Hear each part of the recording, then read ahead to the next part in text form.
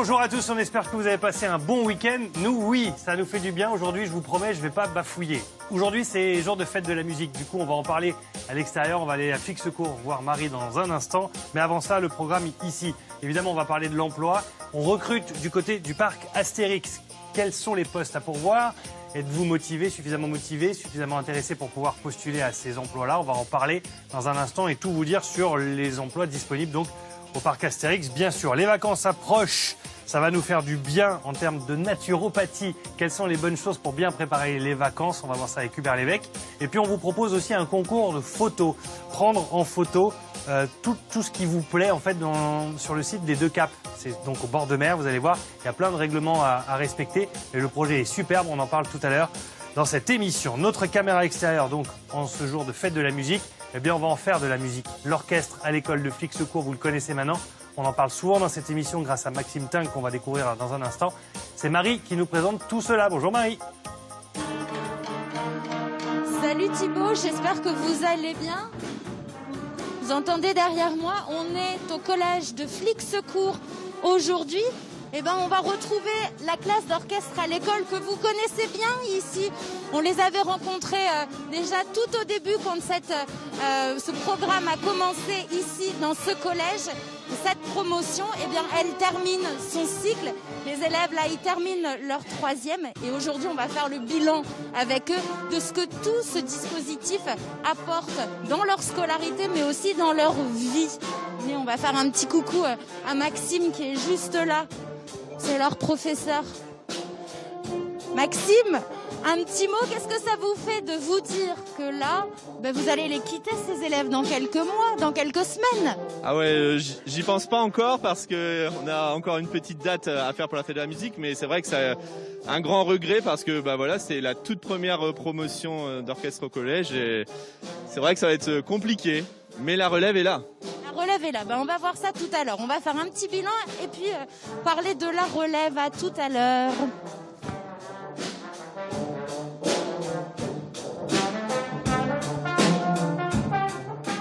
Il est fort ce Maxime, on va découvrir tout ça. Maxime avait déjà emmené ses élèves chanter au Stade de France pour la finale du Top 14. Il a fait chanter ses élèves au concert de Big Flo et Oli. Il a fait chanter ses élèves avec Ibrahim Malouf. Donc c'est vraiment quelqu'un... J'aimerais bien être un élève de Maxime. Ouais, je pense qu'il doit avoir de bons souvenirs. Nous, on file faire de la musique. C'est lundi, on est le jour de la fête de la musique. On n'allait pas y couper. On file à Flixecourt retrouver cet orchestre à l'école avec un Maxime Tinck des grands jours.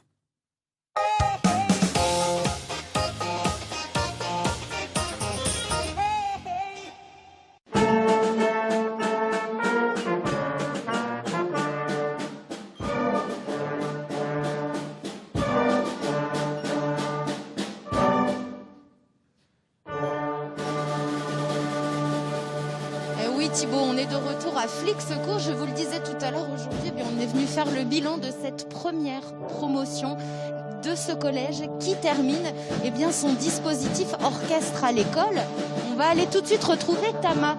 Tama, vous vous souvenez d'elle sans doute, elle était venue sur votre plateau tout au début quand elle a commencé orchestre à l'école. Et Tama, aujourd'hui, vous êtes une professionnelle du saxophone. Pas une professionnelle non plus, mais je me débrouille, on va dire. Qu'est-ce que vous retiendrez d'orchestre à l'école ? Je retiendrai surtout les bons moments qu'on passe entre amis. C'est important surtout de prendre plaisir à le faire. Si on ne le fait pas contre cœur, il n'y a pas de raison de le faire. C'est le plaisir que vous passez tous ensemble. Moi, je peux vous dire qu'il y a 2 ans, on avait été suivre toute cette classe à Georges Pompidou, au centre Georges Pompidou à Paris. Vous avez participé à tout un programme pendant une semaine, c'était magique. Je vous laisse en regarder un petit extrait.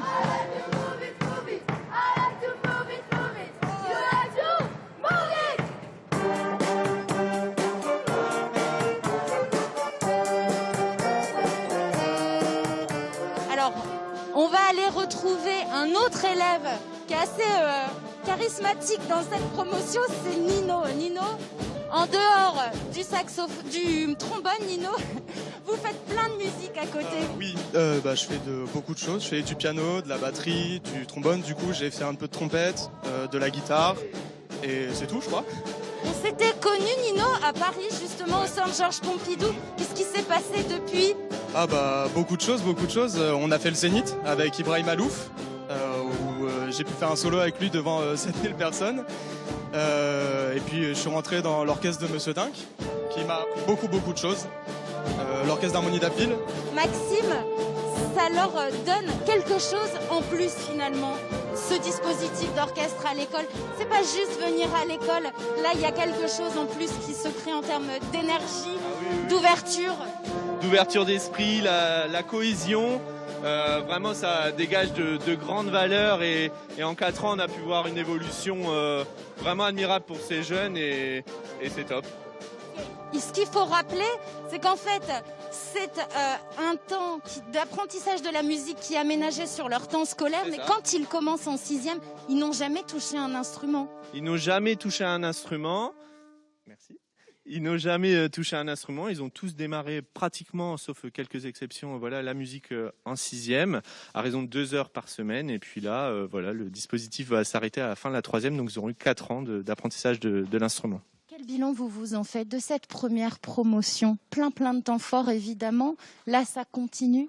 Un bilan ultra positif forcément, parce que voilà, on amène cet apprentissage de la musique au sein des établissements scolaires et ils ont vécu pour cette promo en particulier des événements incroyables grâce à l'orchestre à l'école qui pilote tout ça. On sent que ça crée une dynamique de groupe qui est très forte entre ces élèves, mais aussi avec leurs professeurs. On ira les rencontrer dans un instant. Restez avec nous. À tout de suite, Marie. On se retrouve dans un... nous, on va retourner faire de la fête de la musique en ce 21 juin, jour d'été, la nuit, le jour le plus long, des grandes équinoxes. C'était les feux, avant on faisait les feux de la Saint-Jean. Et donc de la fête de la musique, on retrouve Marie avec son invité Maxime.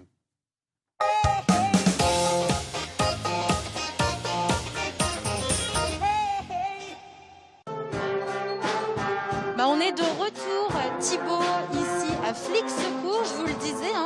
Aujourd'hui, on fait le bilan de cette première promotion orchestre à l'école dans ce collège. Ils ont commencé en 6e et là, ils sont en 3e. Ils terminent un cycle.